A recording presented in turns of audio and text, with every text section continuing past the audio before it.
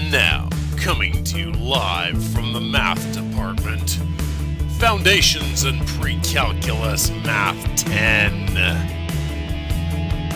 Dance. Dance. Dance. Today, Section 1.1, Imperial Measures of Length. Hi guys, let's start off here talking about imperial measure by just clarifying and recognizing that measurement has been around for as long as anyone can remember.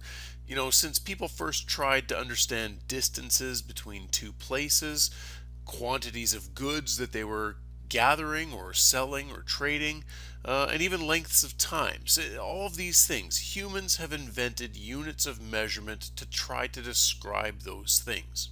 In fact, many of our measurement systems are still based off of ancient systems of measurement. We talk about degrees for angles. Those come from ancient Babylon. Hours can be traced back to ancient Egypt. In particular for today, one ancient system of measurement that we want to talk about is the imperial system of measures for length. So most of you are probably very familiar with the concept of feet and inches, maybe even miles and yards. And in fact, even though Canada has officially been using the metric system since 1976, most Canadians still refer to their height in terms of feet and inches rather than meters and centimeters. The main reason for this, of course, is that our neighbors to the south have yet to formally adopt the metric system, and so imperial measures live on. So the shortest unit we look at in the imperial system is the inch, and the abbreviation for that is simply the letters IN, or a double prime, which looks like a quotation marks. And the reference is that some people say an inch is sort of the length from the tip of your thumb to the first knuckle, or maybe the width of a man's thumb just below the fingernail, but something along those lines. Actually, in French, the word for thumb and the word for inch are both the same. They're both pouce. And there is no relationship to other units given here because it is our smallest unit. The next unit up is the foot, and the abbreviation is FT, or the single prime, which looks like an apostrophe. And the reference here is simply it is approximately the length of a man's foot. And the relationship to other units is that 1 foot is equal to 12 inches. The word inch actually comes from a Latin word meaning 1/12th part. The next unit up, the yard. People who are into football will know this one.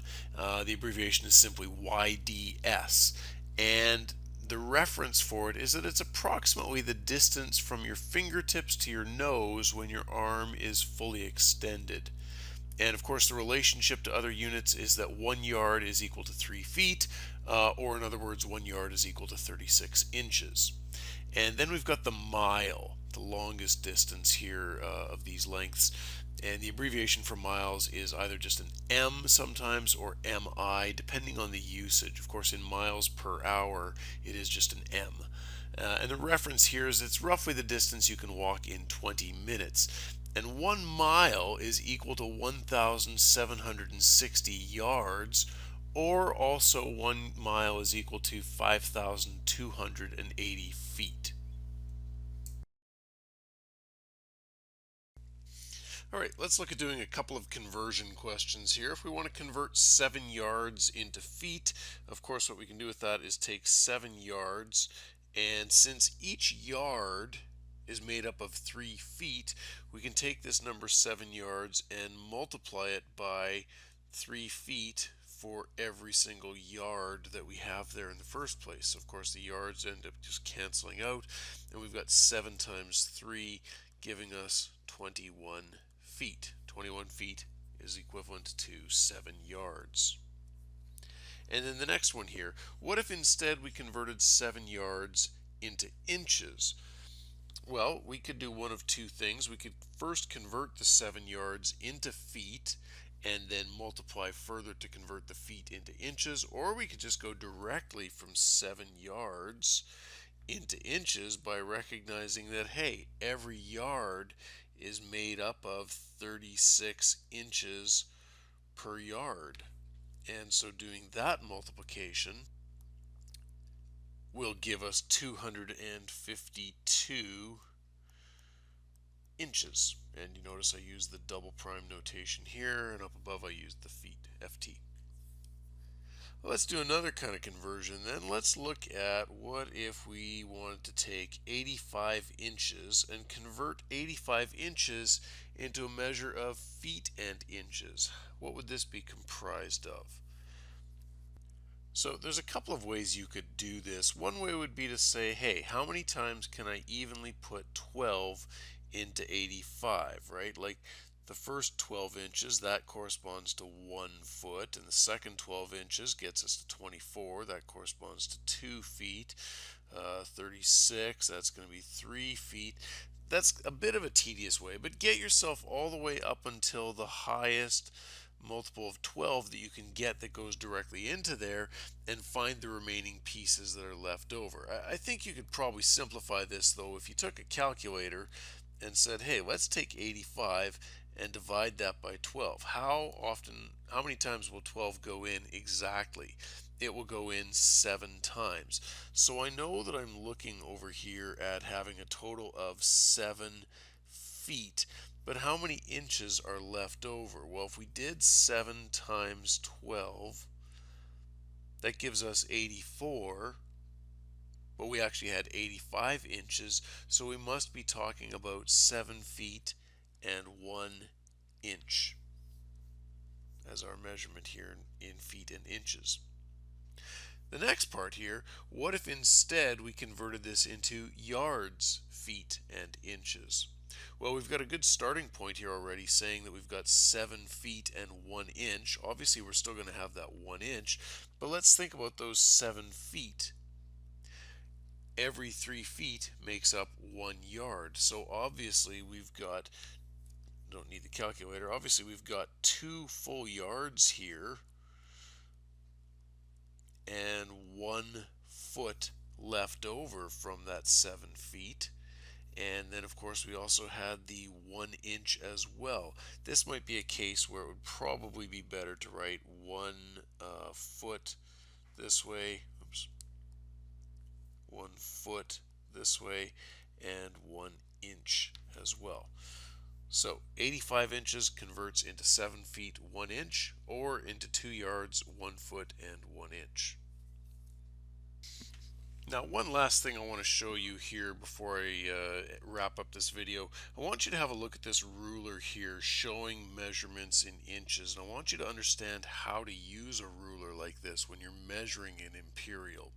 The thing to keep in mind is that rather than using decimals in the imperial system, we like to use fractional values instead. So if you look at the length on here of 1 inch as shown here, and you look at each of the little markings up in here, and you count all of them, you will actually count that there are 16 of those division markers all the way from the 0 to the 1. That means literally that every single one of those division markers is 1/16 of an inch. Okay, so this length right here, 1/16 of an inch between those two spaces there. So of course, to the second marker here, that would be 2/16 of an inch, which of course 2/16 I think everyone should know would reduce down to 1/8 of an inch. And then carrying on, you would have 3/16 and 4/16. Now the reason that 4/16 is highlighted, of course, is that 4/16 is 1/4. This is the 1/4 inch mark. And of course, if you look at that carefully, you can see, sure, there's a quarter, there's another quarter, there's another quarter, and there's all the way. There's the full 4/4, the full inch. And carrying on like this, you can keep counting these off. Obviously, you get to this longer mark here at the middle, that's 8/16, also known as 1/2. Carrying on to here, you would have 12/16, which again, that would be 3/4. If you look at different rulers, you might see that the division markers are only every 1/8 of an inch. If you have a really good ruler, you might see that it's actually got every 32nd of an inch marking in between the 16ths. it depends on what you're working with, I guess. Those of you who are into working on cars and doing some mechanical things, you probably have a set of wrenches and socket wrenches. And on the Imperial wrenches, you will notice that this is the way those measures go. If you have a very small wrench, it might be your smallest might be 3/8, and then you might have a 1/4, and then you might have 5/8, and so on, carrying on. Alternating with the measurements like that as you get up to 1 inch and maybe even beyond if you're dealing with large sizes of wrenches. All right, well, we're nearly at the end, but before we go, I'm going to leave you with two questions for you to work on. Two for you! See how well you figured this out yourself. Here we have the first one. To the nearest 16th of an inch, how long is the pencil that's shown in the diagram below? Don't read the centimeters side, just read the inches. And the second question, Mr. Clausen has 5 yards of cord that he's using to make friendship bracelets. Each bracelet needs 9 inches of the cord. How many bracelets can he make? And will anyone actually be his friend? Well, that's all the time we've got for today. So until next time, keep your pencils sharp, and I'll see you in class.